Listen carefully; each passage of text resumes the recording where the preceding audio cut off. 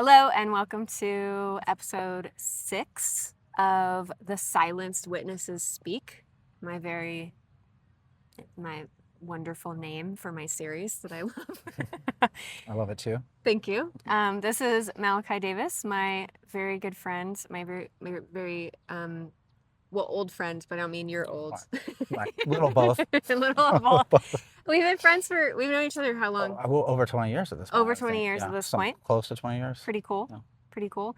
So I'll let Malachi introduce himself in a second, but I'll just say he was somebody who was on the defense witness list for the OneTaste case, hence why we are having this conversation, because we were both on that list, ready and willing to testify on behalf of Nicole and Rachel, and our experience at OneTaste, willing basically to bring the truth is how I think about it. Me too. Yeah. And so I'll let you introduce yourself and how you came to be here. Okay. My name is Malachi, and I went through the OneTaste coaching program, I guess back in 2011, and graduated in, I guess, early 2012. And moved from San Francisco to Boulder, Colorado, where I still am today. Which is where we are right now. Yeah. It's very beautiful. Yeah. And had kind of forgotten all about the long lost events of, 13, 14, 15 years ago, until I started hearing news reports about the case, and then was contacted by Eli to potentially just give a statement in support of, my truth of what I knew during that time. And I guess it was also, I had very close, intimate relationships with the friends. Some were my friends or my exes or both, that ended up becoming witnesses for the prosecution. So just to kind of, shed some light on the nature of those relationships and what they said or expressed, in terms of their consent at the time. Yeah. Yeah. Well, thanks for being here. Of course. Yes. So we were both close to those women that he is referencing.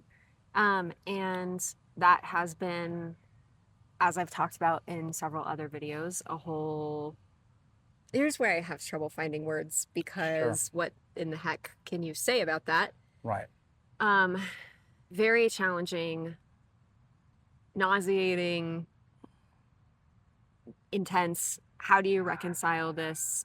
Because, and I'll let you say if you agree with this, but from my experience back in those days, those were some very beautiful days in my experience, and very intense and rich and challenging and friendship filled, and lots of exploration and sexuality and, connection and all this stuff. And all of our whole friend group at that time, that came, basically came into OneTaste together. I was the first one. Right. And I was like, guys, this is amazing. And over time, everybody came in, and a bunch of my friends took coaching programs and started to have their whole own experiences at OneTaste, and their whole own, ride with the thing and everything. And with Eros, we used to call it orgasm back then. Right. And my experience of those women at that time was, to even have to say consenting is nuts, because it wasn't just consenting. It was like their experience was 100% driven by their desire, as it was with everybody at OneTaste. That was kind of the whole thing of OneTaste, and so, that's been an interesting conversation that Malachi and I have been having for a little while now, of trying to reconcile. And I think a lot of us were already on sort of a self-development, self-learning, path before OneTaste. And so we were very much, conscious and aware people that were trying to deepen relationships with ourselves and with other people around us. And so we were kind of naturally drawn to any sort of authentic relating or communication practice, really just learning how to play with ourselves and play with people around us in a more skillful way. So, and I think OneTaste at the time really, I look back on that as a very nostalgic, fond, warm type memories. It really was an amazing time in my life personally, and I feel in the lives of my friends around me during that time. So, yeah. Yeah, hard to. I was shocked just to hear some of the revised storytelling um, from that period of time to now. Very diplomatic description. The Thanks. revised story. Yes, the revised storytelling. Excellent. Yeah. Excellent description. Thank you. Yes. um, so yeah, and so that's, you know, kind of a whole aspect that we might talk about more today. I got to go into that quite a bit with Jenny as well, because she was also part of that same friend group. And Yep. one of the things that we talked about, this is how she described it. She said, well, we all came in and OneTaste, and then we kind of took over. Mm-hmm. And they kind of had to have some pretty solid boundaries with us, really, because we just sort of did whatever we wanted, right. and didn't do whatever we didn't want to do, you know. Yeah, and it was not just, you know, yes, no, red, green, right. yellow, consenting. It was like, we actually were pretty wild. Right. And how do you manage a whole gang of friends versus just one or two individuals? Right. Coming in hot, you know. Yeah. Yeah. And I feel like all of us back during that time were very sort of empowered people and personalities. And certainly the women of the group, very strong personalities. And really close with each other, too. And so it's not like we came in looking for a lot of anything from anyone else, you know? Like we love, like, I mean, I'll speak for myself. I loved the people that we were finding there and everything. Yeah. And it was fascinating and wonderful to open up, you know, to more connections and everything outside of like our very close friend group. But there's that feeling of already having gotten yours in a set, like you have what you need. You have your like chosen family and your soul family kind of, and it was expanding, but you are, you know, you're not coming in being like, you know, right. No, we didn't start from scratch. Yeah. So we were pretty full when we arrived. Right. And we only got more skillful and better and a bigger cup to fill, if anything. Yeah. Is how I'd say it. Yeah.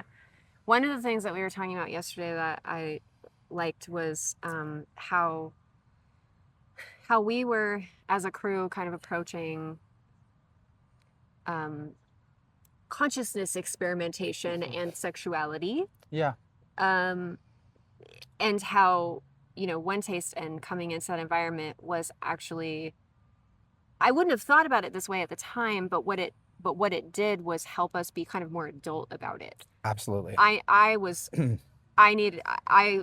Having more structure and that kind of thing around it, and more education around how to navigate those realms a little more skillfully, with more consciousness and more care to like the connections around me and stuff like that, was really helpful for where I was at. Absolutely. And I would use the word mindfulness. I know that's kind of a modern day buzzword, but you know, my mom had put me on a path of meditation as a teenager, just because, you know, as a triple air sign, I was always running around and crashing into things, and she just wanted me to slow down and be more conscious and mindful of, you know, my body and moving around in space. And so it was the very first time I just sat and closed my eyes and meditated on my own. It really did have a profound calming effect on me. And it started off this kind of lifelong desire to find what other forms of meditation are there, you know. And there's, you know, I had experienced maybe solo meditation, and then meditating with others, but also silently, you know, in a group or in a room.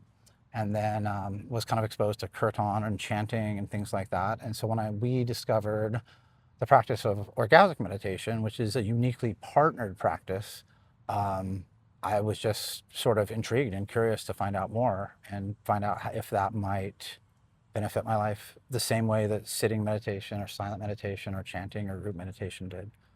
And it really did. It really did. I still do that practice, you know, 14 years later. Yeah, maybe talk about Om a little bit more. That was definitely something that came up in the trial a lot. Right. It was talked about, the prosecution pretty specifically, even knowing that it's a scientifically backed practice, that it's has all of these studies behind it, that it is actually really beneficial to many, many, many people, and there's many testimonies to that fact. They knew that, and they actually, in some pre-hearings to the trial, I don't know all the legalese, but they agreed that it was that overtly, because, you know, the defense was basically like, you're trying to paint this like as though it's just, you know, like harmfully rubbing genitals or something like Right. that. And they were like, no, we understand it's a scientific practice and that it benefits people. Did they follow through on any of that in the trial? No, No, of absolutely not.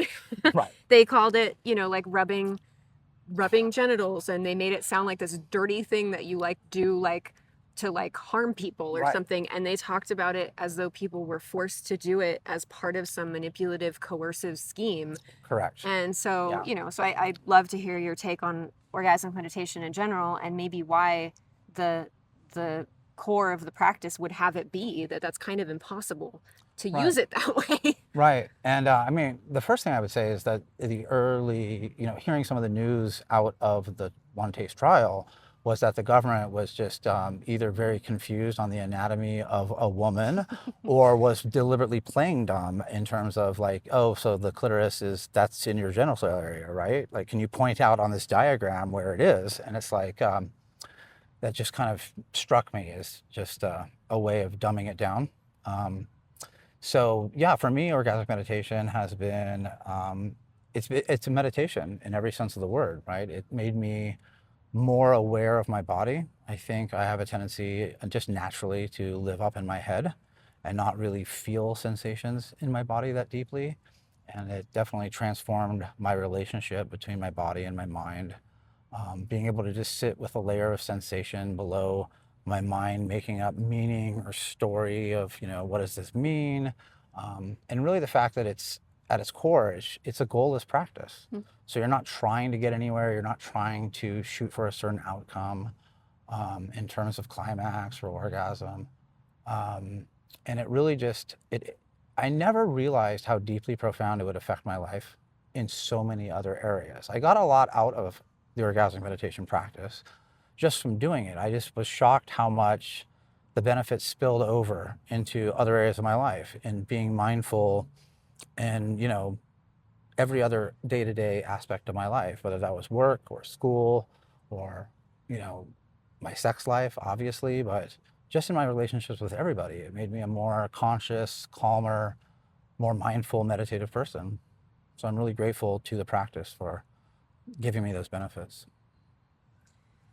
Yeah, I think, you know, it's pretty, it would, I'm still very bothered they talked about it like that. Yes. Let's just say that. Yes, I was bothered too. If I didn't come right out and say that. It was shocking. Added to the list of many things I do not appreciate, DOJ. Do not appreciate that, EDNY. Now for the airing of the grievances. Yes. It's interesting how you become sort of I was going to use the word self-conscious, but it's almost like more self-aware that there's a piece of technology or camera recording you. It's kind of interesting. Yeah. It's in your field. I find that your awareness. It makes me feel a lot like how demos feel. Yeah. Right. Where if you open, right, you can weirdly open really deeply and access a level of something that comes through. Totally. Where it can almost be harder. Right. But if you're trying to not be totally vulnerable and honest, right, in some way, it's like it makes it very stressful. Yeah, I feel that. So these conversations have been really great because I think the camera almost helps. Yeah. Open something. Open that. Yeah. Something. I agree. Totally agree. Okay, so I would actually just love for you to kind of riff on your overall thoughts on this entire thing, like the case, the trial, you know, I don't know what transcripts you've looked at or media pieces, you know, that you've explored or conversations you've had about it, but I know that you have, I know how your mind works, and I know you have a lot of opinions about this. Yes, I do. And you also have some legal background. I do. I was the head IT director for a criminal defense law office in California for around 7 years. So I'm more of a tech guy, but I worked very closely with state and local defense attorneys, and by extension, you know, the whole justice system, judges, probation officers. I worked for a software company that did criminal defense sentence calculation software, and we sold it to defense attorneys, public defenders, district attorneys, probation departments, and the entire judicial court system of all 58 counties in California. So, wow. Yeah, so I'm not, you know, not a paralegal or formally trained in it, but I just happen to have worked there for almost 7 years and just know. So a lot of my old close personal friends were lawyers, still are. Both friends and lawyers, and my sister's a lawyer too. So I think the first thing that came up for me is really surprised that I guess I heard about the investigation, the FBI investigation, and I thought, well, that's kind of interesting, right? Because that's a large weight bearing down on you. You know, back from my law office days, you know, in a local county prosecution, it'll say county of versus your name here, which is already bad enough, right? It's one person versus the entire county. But on the state level, right, it becomes state of California, state of Colorado versus your name here. Also, seeming like a David and Goliath situation. But on a federal prosecution, you know, literally on the top of almost every document, it'll say the United States of America versus your individual name here, which clearly doesn't seem like a fair fight when we're talking about the resources that the federal government can bring to bear. And I just thought, well, it'll be interesting. You know, these things are generally take several years to work out. You know, I don't want to rush to any sort of conclusions, and I just didn't know how it was going to end up. And then I would just like to note that for some inexplicable reason, the Star Spangled Banner is playing in the distance right now. Like, I'm not kidding. We were just talking about the federal government. You know, that's... Maybe they're following us. Let's get back to the values we had when the country was... Founded, yes. So maybe that's... Life, liberty, pursuit of happiness. Maybe that's why it's playing. No taxation without representation. Yes. Innocent until proven guilty. Not guilty until proven innocent, which really was kind of how this trial felt. Yeah. I mean, for the record, I was heavily involved with OneTaste, taking their coaching program for a year. Taking every other course I could get my hands on. This is back in 2010, 2011. Like I said, I graduated early 2012. By mid-2013, I had broken off all contact with OneTaste, and to a large extent, my friends during that era. And years went by, you know, a whole decade, really, plus went by. So I guess around 12 years, probably, right on the dot. And so by that time, I had heard that they had found enough evidence to pursue charges against Nicole Daedone and Rachel Cherwitz. And the first interesting thing I thought is, wow, for all the accusations that it was a glorified sex cult, there was no sexual charges. It was simply the one count of conspiracy to commit forced labor, which I knew what it was from my law office background, but conspiracy to do something is not doing the thing itself, even though unfortunately it carries the same legal liability, because apparently if the government thinks you think about doing something, that's the equivalent of actually doing the thing, which I certainly don't necessarily agree with that interpretation, but that is what the law says. And so I thought, well, good, because if anything, they'll be able to beat this charge that isn't sex related at all. And say why it would be harder to beat a sex-related charge. Is it because of the mentality of sort of the socio-political climate? Right. I think that the moment, society, we tend to judge more harshly a sexual type crime. Although I have more to say about that, because obviously the Diddy trial sort of turned that on its head, right? And that maybe gets into elements of male, masculine, and feminine dynamics, or male privilege, or the patriarchy. I don't know. But in general, I would say sex crimes. There's misogyny about it, for sure. Right. But in general, I think it's a lot worse to read about, a former acquaintance or friend of yours, or even an organization like OneTaste. To be facing those type of charges, it seems more severe when you first hear about it. And you think, wow, how bad can a single count of conspiracy to force labor be? And then you find out that it carries a potential 20-year prison term, and you're like, wow, that could be crime. Right. And maybe the sex stuff would have been better. Who knew, right? I had that thought after. Right? I was like, God, maybe that would have been easier to disprove, because the conspiracy one was so amorphous.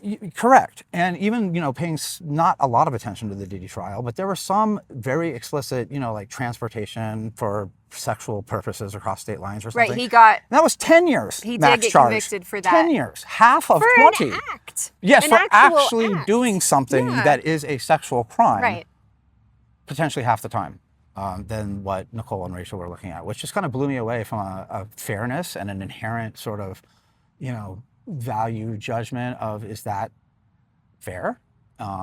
you know, again, I'm not a lawyer, so I can't really speak to that, but it just struck me as being very unfair when I first heard about it. And the next thing I kind of became aware of is that, boy, for a trial with 0 sexual crimes alleged, the prosecution really spent a long time just drumming up and dramatizing, you know, for dramatic effect. They wanted to talk about orgasmic meditation and very specific points and who was stroking whom and when and where. And it was just, you know, sort of the titillating, you know, we know that this is going to get press coverage. Yeah. So we're really going to highlight all the sexual stuff. And it's going to distract the jury. Correct. From the actual question at hand, you know, because it is like not everybody's talking about sexuality all the time. Right. Some people are out there living lives not talking about sexuality all the time. Yeah. So if you're suddenly hearing about it every day in a courtroom and it's very salacious in the way it's being presented, right, you know, that can be, I could imagine that would be very distracting. Yeah, and I feel like, you know, having been involved in sort of the conscious, mindful, you know, but also sexual community, as an educator, a teacher, you know, someone who gives workshops, you're right. It's an important point. I think I and people like us have a tendency to take for granted that it's okay to talk about these things, about sex and sexuality. Whenever it's appropriate, in whatever venue it's appropriate. It should not be, in my opinion, an inherently triggering thing. It's not shameful. No. No, we're actually in the business, meaning like part of our mission in the different ways that it expresses of removing shame from the realm of sexuality on the planet. Like that's kind of where our hearts are at and where we've always been coming from. Right. And it's really a form of healing for people that, because you have to acknowledge that a lot of people, for whatever reason, do develop issues of guilt and shame or inadequacy or insecurity around their sexuality or how their sexuality fits in with other people's and with society's opinions and values, you know, at large. It is a very large and weighty subject to kind of confront. And I commend anyone that's willing to do the conscious work to look into those kind of shadowy aspects of like, why am I the way I am? Why do I like the things I like? You know, could I be approaching this in a more mindful or aware or awake perspective? I think there's a lot of value to that line of inquiry. And I always have felt that way before OneTaste, and even now after my OneTaste experience, 15 years later. I still believe very strongly in that mission of helping people heal whatever traumas they may have accidentally or inadvertently picked up in the course of their lives in regards to their sex.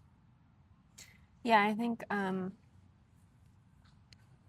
in the process of aiming to take out the stigma around sexuality, to pull out the shame from it, you know, to be like, no, this is a good and right aspect of being a human. Let's get into like right relationship with it, you know, both as individuals and collectively. Right. In that process, I mean, in one sense, I think this whole thing is from sexual shame. Yeah. One angle that I feel like is very influencing this from underneath is a refusal. I won't say inability, because I think that they carry more responsibility around it than that. A refusal to figure out how to integrate who they are now with who they were then. Right. They being the prosecution's witnesses, you know, like, and anyone else who jumped on the FBI narrative bandwagon, you know, who actually knows in their heart that they were not a victim of anything, but very much had their yes, their no, their red, yellow, green, their consent, you know, like all of that. Their power, basically, in OneTaste, like, and so I think there's a, you know, I've heard some of the media has talked about it being like a regret thing, like a, like since when does the government back regret 10 or 15 years later? Not actual, not a crime, but just regret and make it sound like a crime, you know, kind of thing. And I don't even know about regret. I would just say that a change of heart, maybe, like, or. Yeah, I mean, I mean, we can talk more about this too, but the words that come up for me, and we've had conversations around it, is like, how do you retroactively rescind a consent, especially over such a long time gap ago? I think the case would have been much more interesting on a lot of levels if this was a current thing. You know, they were investigating things that were happening, you know, this year, last year. It was a very Even in the last 5 years. time-sensitive, relevant Right, investigation. right. This was the government going back and digging up evidence and sort of manufacturing evidence, manufacturing victims, manufacturing stories of, well, can you see how a certain perspective maybe you were taken advantage of, or okay, you know, you're feeling anxious, and it's because of that. It's not because of any other reason. Couldn't possibly be because the FBI showed up on your doorstep and gave you a subpoena and freaked you the fuck out. Told you that you were right to feel a certain way, and really kind of actively coached you into, well, don't you see how you maybe just try on the victim hat a little bit, the victim outfit, see if it fits. Oh, you like that, don't you? And just kind of slowly coax people into their full empowered victimhood. And you know, again, these were people that were very close in our lives, my life and other lives. And, you know, at no point. I think one of them we actually both dated. Yes. But yeah, I think, you know, for me, and a lot of this did kind of come out in the government testimony around, you know, they were free to leave at any time. And I had my house in Oakland. It came out in cross-examination of as well. plenty. Yeah. And the prosecution said it didn't matter. Wow. That was the case. And you would think that coercion, though, involves a certain amount of control and manipulation. You'd think. There's boundaries. You're allowed to do this. You're not allowed to do that. You're not even allowed to have your cell phone. We're going to take that away for certain periods of time during the day. I mean, that to me is really the essence when I hear the words coercion, right? There's some form of manipulation or overt control. And time again, you know, everyone at OneTaste was free to leave. In fact, you guys left quite often to come to my house in the East Bay, to either just relax or get out of the power dynamic, or decompress. Yeah, the power dynamics, the intensity. The work, because a lot of you, I never was an employee of OneTaste, but a lot of my friends were. And, you know, I thought this was a positive thing, right? Again, I kind of have this interesting semi-outsider perspective as someone who went through the official OneTaste coaching program and the Trainer program, all the other workshops, but I never actually worked for OneTaste. Yeah. So I just knew that all my friends lived there in the residence, but they all seemed to be having a great time. I mean, for years, every single one of my friends, prosecution witness or not, were having the time of their lives. We would tell stories. We would share our experiences about, you know, new experiences and just new things we had learned. It was very much sort of a communal kind of education aspect for a lot of us. And at no time did any one of those people that I was ever close to ever even hint at the slightest bit of misgiving that they could potentially be doing something they did not want to do, that they hadn't chosen to do, much less be coerced into doing something. I mean, that to me, that word is very strong, and it implies, you know, a taking advantage of someone, a bending or breaking of the rules to get someone to do something that they really didn't want to do. Yeah. But you figured out a way to just really just browbeat them into submission. Yeah.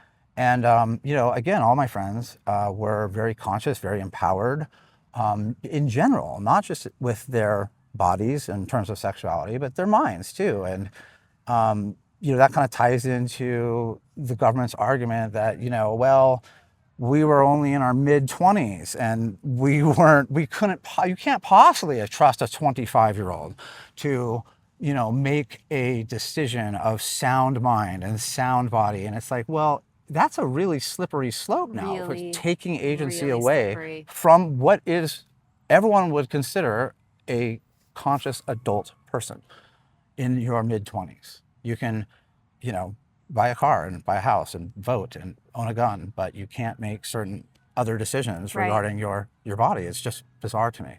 Yeah, it's not good. It's not good that it was painted that way, and that, because one thing I learned in practically becoming a paralegal through all of this, because of learning so many legal things, one thing I learned was how much in hearings and trial and stuff, they reference, both sides reference, you know, previous cases all throughout the history of the United States in order to make their case. Mm-hmm. Totally makes sense, but I didn't actually know how much they did it.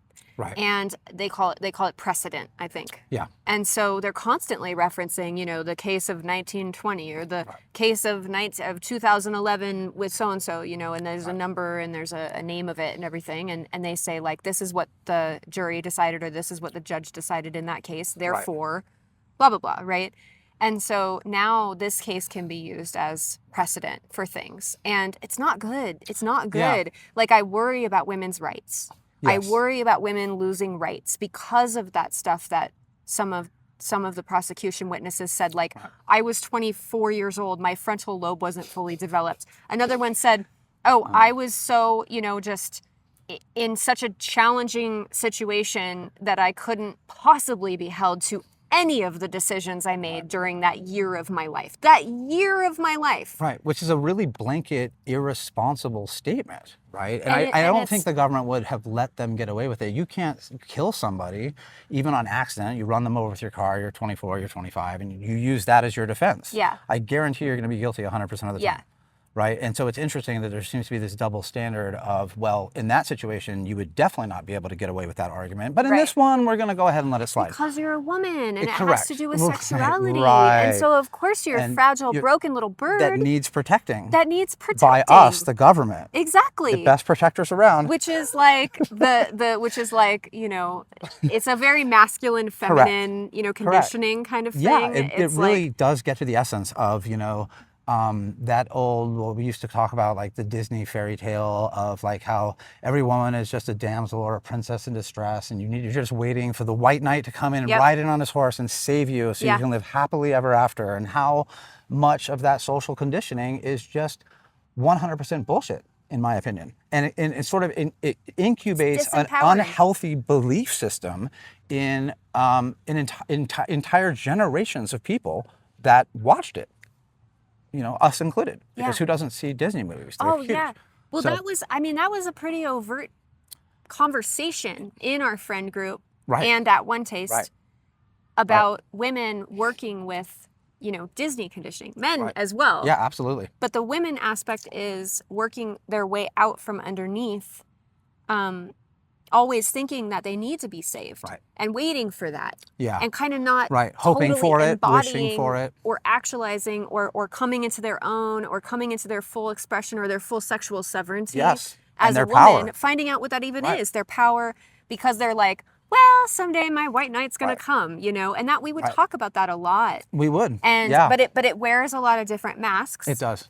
And, it's kind of an insidious form of, some people forgot, instilled misogyny, right? Even if it's like kind of unconscious, it's not malicious, it's not, there's no deliberate intent to deceive. It's just something you internalize. And again, like with any conscious practice, it's nice to be able to kind of look at that more closely. And say, why do I feel the way I do? Is it from, society? Is it from my parents? Like, what makes me tick? Why do I want this fairy tale ending, or, the house, the dog, the 2.5 children, and the white picket fence? Is that true for everybody, or is that just what we've been taught, what we should want in order to be good little adults and Americans? Yeah. Yeah, so I think a lot about that, because what happens with rescuers and protectors is that it starts with, let me protect you from this big bad thing that you're saying hurt you, right? You're saying that you're so fragile that 15 years later, as you're looking back, you're like, oh, actually, it turns out I didn't have any power in that situation. I didn't make any of those decisions from a real place. I couldn't possibly be held responsible for my decisions as an adult. Right. So, okay, fine. Rescuer comes, protector comes, says, okay, we'll defeat the big bad thing for you and take it down because you were harmed by it. Like, that's what you're saying. We'll do that. We'll back you.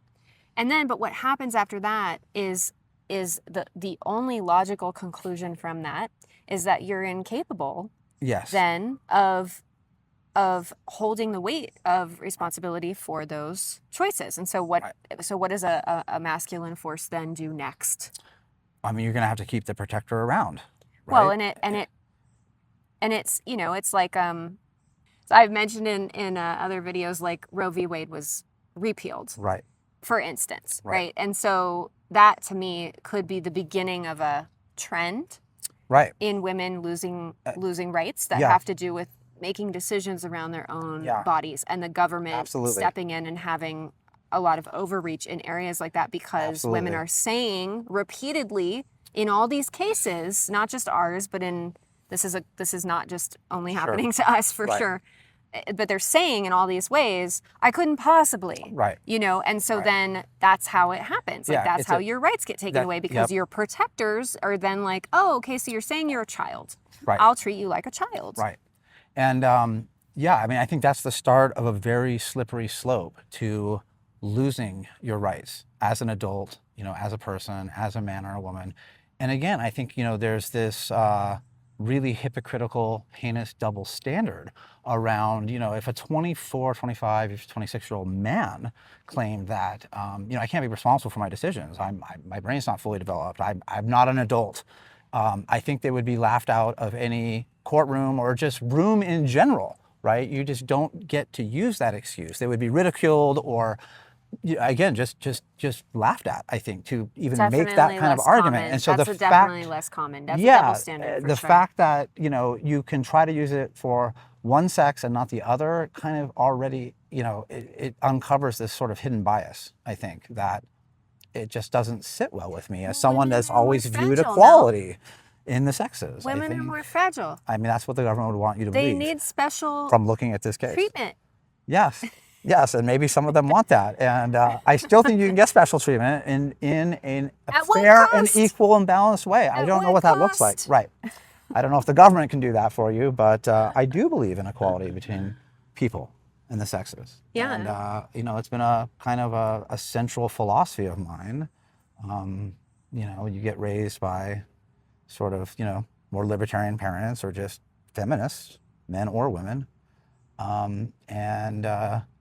I just think that, you know, our generation wants to be balanced. You know, we want equality for everybody. And it's, you know, again, this is a fight that has been going on from, it really feels like the beginning of time, right? If you're talking about equality for civil rights, for races, you know, for protected classes of people, right? It's just, this is just the latest saga. Yeah, correct. It's just the latest chapter and saga of, you know, where can we erode people's rights because they are maybe just voluntarily starting to give them away.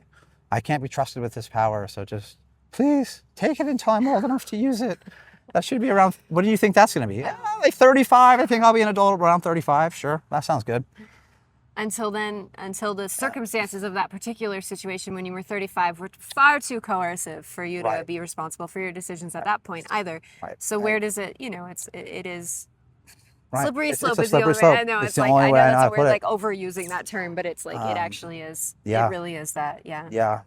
And it's kind of heartbreaking for me on a personal level just to see, you know, there's been a chilling effect amongst a lot of my sex educator friends, you know, that are operating very ethically and very above board. And, you know, you can do all the things right? You can cross the T's and dot the I's and have them sign, you know, whatever legal form you want. But at the end of the day, if the government is going to put forth an argument that, you know, fully formed 25-year-olds can't make their own decisions, I just don't know where that potentially ends, you know?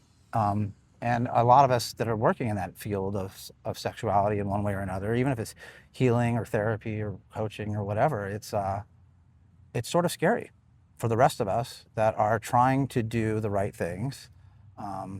Would never dream of coercing labor.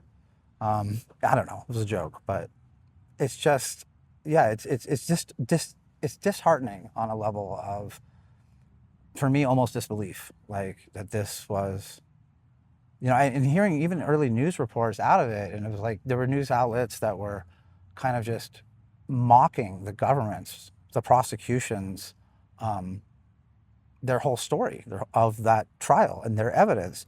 And I didn't really think there was any chance that they would actually be found guilty. Yeah. And I was shocked is the word I would come up with when I heard about the guilty verdict. Some media, like some media people that we've become friendly with through this, you know, who wrote pieces over time, like or the reason piece stands out to me. yeah, I think. of various people who have written about us in these years reached out after the verdict, shocked. Yeah. They were shocked. Right. Our lawyers were shocked. Right. You know, I wasn't. I have to be honest, I wasn't, because I was in the courtroom for the last like week and a half of the trial. And I wasn't before that because I was on the defense witness list, and so you can't, you know, sit in the pews, basically in the back of the room. So weird. It's a weird church in there. Sure. Right. And Church you can't. of Uncle Sam. Yeah. Yeah, it's wild. It's so I was only you know, the only last week or whatever was I in there, and I could feel the level of kind of hatred and vitriol that the judge had for Nicole and Rachel, and for like kind of sexuality in general. Sure. That the prosecution had at that point. Like that sort of frothing at the mouth feeling of like loathing that's like weirdly like why is it that intense kind of thing. This is a thing that I've experienced before with sexuality related things. Like I've over the years, sometimes that you get that response when it's something sexual related to sexuality. Like somebody will like have you ever, let me ask you, because you're in this realm, have you ever gone to a party or something like that, a more straight-laced situation type thing, somebody's wedding or something, and you're chit-chatting, right? And they have some whole idea of who you are. And it's not a sex educator of any kind. It's not a particularly sexual being of any kind, because they don't know yet. Absolutely. And then they say like, oh, what do you do? And they've been talking to you for 20 minutes, right? They're a little bit invested. Yeah. And then you're like, oh, da-da-da-da-da, here's what I do. And there's that look and that feeling where they're kind of like disgusted. Sure. And then or they sort of pullback. Yeah, and they kind of make their excuses, and they're like, I'm gonna go get some champagne, you know. Yeah, I think, and you're like, okay. I think we've all experienced that. Yes. Do you think the judge was simply buying into the prosecution's story, or was sort of, biased from the get-go? I think that she, totally my own opinion, I think that she was biased from the get-go. I think she has, like, the judge as a person, I don't, like, as her essence of person, I do not have any hatred towards or anything like that. I really don't. She strikes me as kind of a young soul. I'm getting a little woo-woo here, but she strikes me as kind of a young soul in a certain way. And I don't mean that to be condescending. I just mean she feels kind of young to me in her being, and she feels completely run by a lot of different conditioning and narratives, and those happen to be very anti-sex. Right. And you know, like this whole case represented women's sexual sovereignty. Like that is who Rachel and Nicole are in the room. Yeah. Whether they're talking or not. And they're just sitting there, and they're emanating something that is, you know, at its core free, like liberated, sexually sovereign. Which is beautiful. Spiritually sovereign as well, women. Yeah. Like it is beautiful. Which is beautiful and inspiring. If you have a taste for it. If you have like, if you, it's like caviar or something. Correct. Like you could develop a taste for it and be like, oh, that's actually really beautiful. Right. But I think she was biased from the beginning, and then I think over time, as the calls that she made in the hearings were very off. Yeah. I started to notice that too. Complain in the ways that you can, like legally. You file motions and things, or even just a simple objection. Yeah. We would, you know, the defense would like complain in these ways and file motions and things like that about her. Then she would appear in media pieces, and various media people would mention her, sometimes not in very flattering ways. And she would get mad about that, I think, over time. So by the time we got to post-conviction, the next day, the remanding decision, where normally people who would be free. Oh, totally, because they've been out on bail the whole time. They've shown up the whole time. They're nonviolent offenders. But she chose to remand them into custody. That day, it was like you could feel that she felt so justified from the conviction to just this. It felt like it felt like the rage of a child that's learning how to like torture a bug or something that has to learn about like life and death by like killing a little animal. That's how it felt. It was like she like dug into it and just ground them down under her thumb. And they were who they are in the room. Right. Like no matter what, they're kind of, they're beautiful. Peaceful and accepting. Yes, truly like free. Yeah. But the attempt to do it was so intense. It really was like a freaking witch burning. It was so intense. I was really surprised by that. I think my initial reaction of getting a female judge for the trial was positive, right? I think I'm thinking a woman is going to be able to look at this in a more fair and balanced and possibly nuanced way. She's going to be familiar with her own sexuality, hopefully, right? And if only, right? I've never come away from a trial thinking, oh, I wish we had a male judge in a sex case or a tangentially sexually related case. And for me, I didn't know that I had assumed, based upon my 7 years experience working in a criminal defense law office, I knew that I may or may not have been called to testify. And I was ready either way. I was kind of just neutral about it. Whatever needs to happen will happen. I didn't really want to testify. I didn't want to not testify. I wanted to be able in service and speak my truth if that is what was called for. Right. And when I was not called, I just kind of assumed, that's because, man, there's all these media pieces that are just raking the prosecution over the coals. And I'm thinking that, the defense team thinks they have this in the bag. And so we weren't called because they didn't need our testimony. They already had enough evidence come out on cross-examination that, there was enough gray areas around, this argument of 25-year-olds not being able to make up their own decisions as healthy adults, right? I was like, they don't need our testimony. And that's why I wasn't called. And it was really shocking to me to find out that that was actually not the case. And the judge didn't let any defense witness be called. Well, they were called one, but the prosecution objected all the way down on literally every single question and response. And she sustained every single objection. One. Yeah, and it's crazy to me that a judge whose sole responsibility is just to be fair and balanced, right? Be an impartial sort of juggler and balancing act between the prosecution of a judge. between the prosecution and the defense. You just want everybody playing fair, playing above board, playing within the rules, right? And it just didn't feel like at any point she was fulfilling those duties, professionally or accurately at all. Yeah. And it kind of caught me by surprise, based upon my limited experience in the court world. Yeah. Yeah. So that's why I wasn't surprised exactly. Right. I mean, I was like horrified. Right. But I was not exactly surprised because I could feel it in the room in that last week. I could feel, and the jury's kind of going to just take their cue from the prosecution and the judge. Yeah.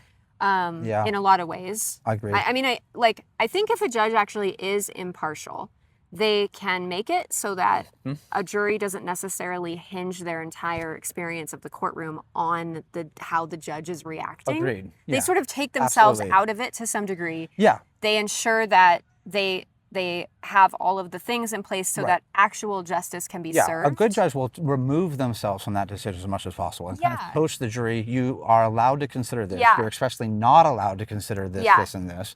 Right? These are the rules of evidence. These are the rules of law, the rules of the court.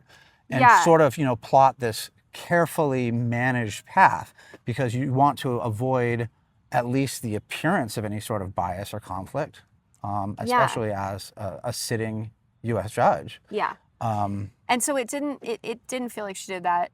She did it on the official levels. Like she read all the things that you read that's about what you can and can't include and all of that. But like in the her personal sort of and agenda, the calls that she would make on everything, like her rulings on everything would be so biased. Right. And just detrimental to the whole thing and really influencing the jury, I feel like, to look at it all a very certain way. Yeah. And it was such a difficult, it's so, like, think about OneTaste for a second. Like, complicated, nuanced, wild, amazing, challenging environment. Nobody would argue that it was an incredibly intense, challenging environment. And that was, like, the point. And like, that's why people got involved as deeply as they did. Because that was a rare place you could go to actually be that challenged. Right. And, like, it's very difficult to get that through, to like, transmit a world like that to a jury that has no previous experience with it whatsoever in 5 weeks' time through cross-examination. Yeah. Not even getting to not even present to your direct witnesses. Yeah. It's like you can bring somebody up there to be like, I'm an expert on OneTaste. Let me explain the world of OneTaste to you so that you have context. Like, you don't get to do that. And that's what I was going to mention. You should get to do the that. Context is huge. Like when you're talking about an incredibly complex and nuanced system and dealing in the subject matter that OneTaste did, you know, you need, it can be very harmful just to take these random sound bites and random quotes out of context. And to put them in front of a jury in a courtroom, you're missing a lot of important details that, you know, I just knew that a lot of this was going to be projected in a way that automatically made it seem more biased than it was, just by nature of the subject matter and the fact that you were missing all the setup and the context and the background rules and just the relationships between people and friends. That there was a lot that you didn't hear about, unfortunately, that may have you know, really helped the defense. So and I thought it was a bad sign too. You know, in the criminal defense world, anytime a jury comes back in like what it was like a day and a half, the shorter they deliberate, the worse it is for the defense. Because it was like, there was a weekend in between. Sure, so but it was really a day and a half, I think, of official deliberation by the jury. And, you know, having a lot of defense lawyer friends, you know, they've always said the longer that jury deliberates, the better and better it gets for the defense. Because you can just know that there's certain people that are holding out, like it might be 11-1, but there's that one person that's like, I don't think they did it. I'm willing to take a hung jury, or I'm just not going to give you that unanimous decision that you need as a jury in a jury trial. And, you know, in most cases, there's situations for that too. They have to do the whole trial over with a new jury, trying to get 12 people to be a unanimous decision. But the fact that these people reached that unanimous decision so quickly, and again, with obviously, you know, a lot of missing information, a lot of missing context, it was just, really kind of heartbreaking and shocking on some level, at least for me, that especially, you know, you want to think that we're doing better as a society, right? And we should be more nuanced now than 5 years, 10 years, 20 years, 50 years ago, right? I mean, we're constantly evolving and progressing in our beliefs, in our education, in our technology. I would like to think. I mean, I really do believe in the greater good of humanity. Right now. I worry. I'm trying not to be jaded. I'm trying hard not to be jaded, guys. Like, you see me out here in these filming for social media streets. I'm trying not to be jaded, but I get worried. Like, I get genuinely worried in my heart that it's tipping in a not great direction. We're going backwards or losing ground in the battle, you know? Yes. I feel that way too. And I worry, but I don't worry so much that I give up. Right. I do not. Right. And I will fight to tip it back in a direction towards the feminine for you know, however you want to describe it. I actually want to hear how you would describe it. I want to hear what you hear when I talk about tipping it and what you think about that. Yeah, well, one, I think you should never give up the fight. If it's something that is near and dear to your heart, you're passionate about, you keep going, you know, every day, whatever the next right step is, you keep on fighting the fight and doing the work. It's what I hear when you're talking about tipping it back, you know, it's kind of tangentially related to the conversation we had last night around just kind of like how the pendulum, I feel, throughout historical cycles, right? You're pushed to one extreme to the other, whether that's, you know, light and dark, or conservative versus liberal, or, you know, patriarchy versus matriarchal, you know, religions and systems of governance.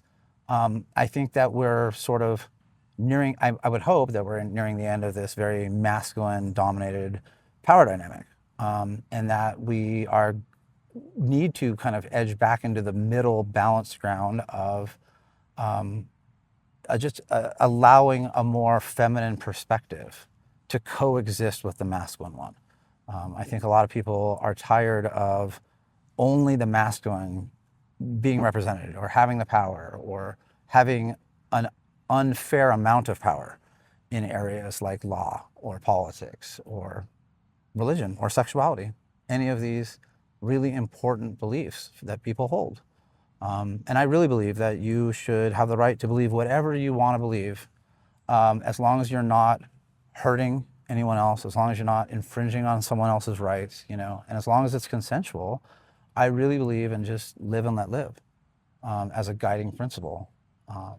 But yeah, it's sort of discouraging that here we are in 2025 and we're still having these conversations around why can't women get a fair shake, and then especially the juxtaposition with the Diddy trial, which the reason, I'm bringing that up is it was happening simultaneously. Yeah. And I thought for sure, my initial, if I was a betting man, I would have said, well, I'm going to put $20 on Diddy's going down, and that, Rachel and Nicole are going to get off. And it came down exactly the opposite. And I was like, wow. There was way more just direct evidence in the Diddy trial that he might not have been guilty of everything, but he was certainly not 100% innocent, right? The government had done enough in that casework and the build-up, and enough information had been leaked to the press and the media. The things you're reading, right? 1,000 bottles of baby oil. It's like, that's what... Not criminal. What?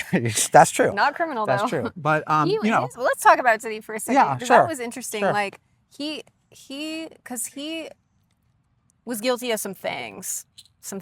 Right. But I personally don't think but not the most serious thing. No, I don't think he was guilty of what he was being charged with. Correct. The prostitution across state lines thing, I think he paid people technically to like have sex with his girlfriend. So, and I think there was some state line crossing and all of that. Sure. And that's a big deal in the prostitution world and in the prostitution law world and all that. So that makes sense. But I don't think he was guilty of sex trafficking, and I don't think he was guilty of racketeering. Yeah, I don't either. And he was guilty of some things. But I'm not he sure had how... already settled with Cassie Ventura years before around the abuse. Right. There had been a case about that. Correct. And a settlement, I believe. And so Yes. he wasn't actually on And trial NDA. with that, which they brought all that up anyway and everything, But yeah, it's interesting because I personally feel like justice was actually served fairly properly with Diddy. Yeah. That's my personal take on it. I agree with that. And we'll see how sentencing goes. Correct. Correct. And I do not feel that way, as you're saying about Rachel and Nicole. And I have to think it's because they're women. Right. And there's something like society is still so deeply uncomfortable with a sexual woman. Right. An empowered, fully sexual versus man a sexual man is fine and encouraged. But with as much as they dragged in there and had them watch hours of freak off footage and talked about the baby oil forever and a day and talked about, paying people to have sex with his girlfriend and watching and all this stuff. They brought in so much salacious material. Yeah.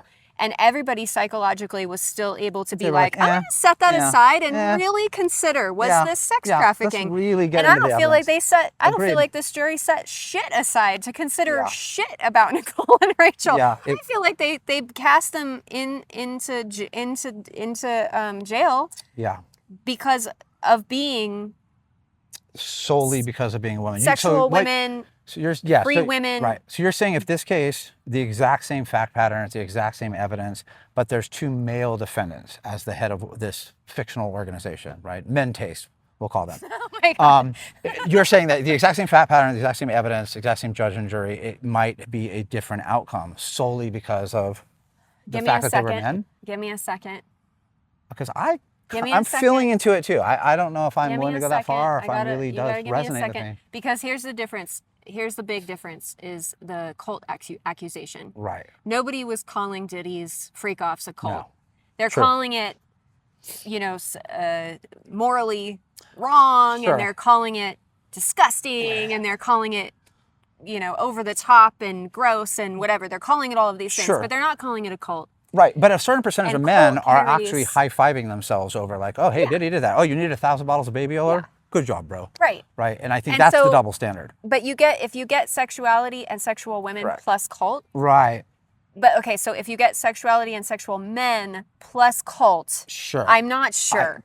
Right. I'm not sure. I think in ways, right, it might be more believable that Keith Rainier, two men could coerce Nexium, women into things. Keith Rainier went down for Nexium, so then as he probably should have. Based on what I know on that situation. I honestly should research it all a lot more because I really don't know that much about Nexium. Right. I know what was in the media, and what I know about that is to not trust that. Yes, exactly. I also know what the FBI said, and what I know about that is also not necessarily to trust that. I also know that McGinnis, Agent McGinnis, who played a huge role in this investigation of OneTaste, also played a huge role in the Nexium case, and is also has been accused by someone he worked with, another agent who's no longer an agent, of planting evidence in that case. In the NXIVM case. Wow, I did not know that. And there are people working to, free Keith Rainier and everything based on that, and I do know that. Yeah. But I also know he was, fired from the NYPD, or I'm sorry, he resigned from the NYPD years ago before he was invited to become part of the FBI for a hate crime. Right. Where he beat the shit out of a black man in New York. And then resigned in order to get out of it. Whatever reputation save and face career for he himself had left. and for the NYPD. Wow, I wasn't aware of that. Yeah. I had only heard about the sitting congressman that had wrote a letter to kind of to Kash Patel. Yes, to Kash Patel, the head of the FBI director. Kind of just bringing up some very valid points around, hey, your agent, as an FBI agent, has been accused of, these 4 or 5 things, which were pretty serious offenses, right? Like, colluding with the media and Netflix in particular to kind of manufacture evidence through media means that you were going to use in an active prosecution. That's just really across the line, beyond the pale for any sort of government agency to do that. It's illegal for them to do that. Yeah. And if the fact that they even think they needed to do that, he needed to do that, shows that he must not have felt the case was very strong. If you're literally going out and obtaining evidence by illegal means, and I think another thing was them not turning over exculpatory or evidence that proves the defendants are innocent. Yeah. The prosecution is legally required to turn that over to the defense team. Yeah. And apparently there were a couple examples in this trial where they did not do that, and they had a very clear legal obligation under the law to do so, and they just said, you know what, we're just not going to do that. Yeah. Because the laws, they only apply to one set of people, not the prosecution. Yeah.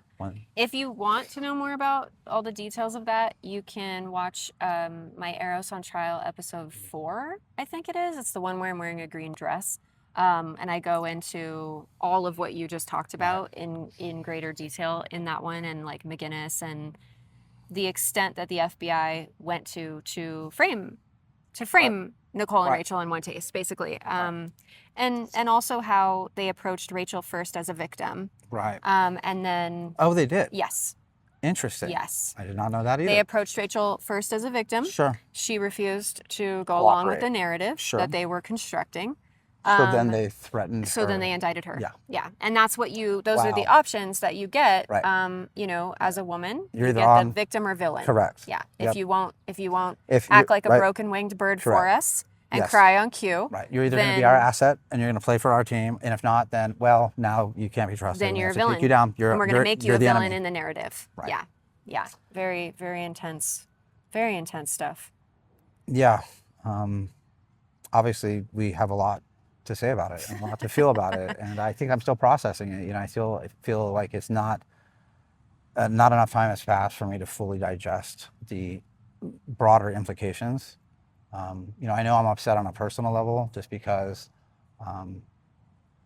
these women that were found guilty were some of my teachers and people that I looked up to as having a large amount of truth and knowledge and wisdom, and were a large part of the reason that I decided to give OneTaste, the organization, money to go through their coaching program, to go through, things like the Authentic Man program, because I felt they really enriched my life on a very meaningful level. Ignited man. Ignited man. Yeah. I'm sad on a personal level and I hope that their sentencing is lenient, although I have no trust or hope that the government is going to pitch it that way. The judge. Right. She does the sentencing. Right. Terrifying. Yeah. Yeah, I know. That one. I mean, I'm trying not to, these days, I try not to avoid any feelings. I try to feel in real time, all of it. And not, I'm not trying to go, I don't film these to go above it. I film them to go into it. Go through it. Yeah. But I gotta say, I do try not to think too much about the judge doing sentencing, because it's it freaks me out and it's deeply upsetting. Well, and again, if the judge had just been, if there was any semblance of impartiality there, then wouldn't be worried, right? Yeah. Because a judge's job, especially I believe in federal sentencing, right? There's factors in mitigation and aggravation. There's usually a low, a mid, and an upper term. So it's not, the choices are, 7, 12, 20. And then there's factors that they're supposed to take into account, right? It's like a checklist, right? If you did these things, you get more. If you did these things, you get less based on the severity of your crime. Were you apologetic? Just, did you cooperate? There's all these factors of the government in terms of mitigation and aggravation that they use. But again, I just don't, she's demonstrated sort of this bias already in the trial portion. Some defense lawyers will even go far as to say that the sentencing judge should be a different judge from the one that did the trial. Right. Because there's really no need for them to be the same person. And it would be more fair and impartial if a second set of eyes and brain came in and said, well, okay, this is the verdict, which I'm going to honor. These are the facts. This is going to be my sentence. Would especially be more fair and just in this case. Correct. Yeah. Any final thoughts for the future people to know? Things that you want? I mean, we went some places, right? We did. We get very specific about the case and the trial, and then we go kind of macro into, the implications in the world, the unfolding of this kind of deeper, I don't know, karma of the planet or something around the feminine, tipping the scales, right? Maybe like something around the importance of... Right. The importance for me of maybe just, keeping your head up and continuing to fight the battles that are important to you, right? And I think on some level, I try to have the same perspective that Nicole does, which is this is just the next thing that had to happen in the process that is the story and saga of OneTaste. And to a lesser extent, that is the story of orgasmic meditation. And that the practice is not going to go away.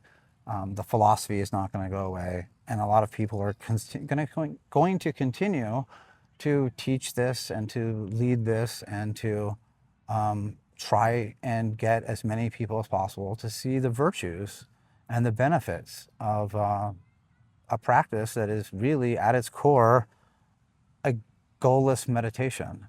And I don't think we should ever criminalize something that pure. So we do what we have to do to carry on, but keep doing the work that we do in the world, because it's the number one feedback I get from people that I've exposed these philosophies to or this practice to is overwhelmingly positive. And they are grateful and they want to express thank you for improving my life by showing me this thing that ultimately goes back to what OneTaste and Nicole Daedone created. That's beautiful. Thank you. Thanks for doing this with me. Thank you. It means a lot. Thank you. And it's very digestive. Yeah, I think it's good for us too, just to talk about it, to process it, to kind of, yet again, I mean, obviously this is not our first conversation. Right. It probably won't be our last.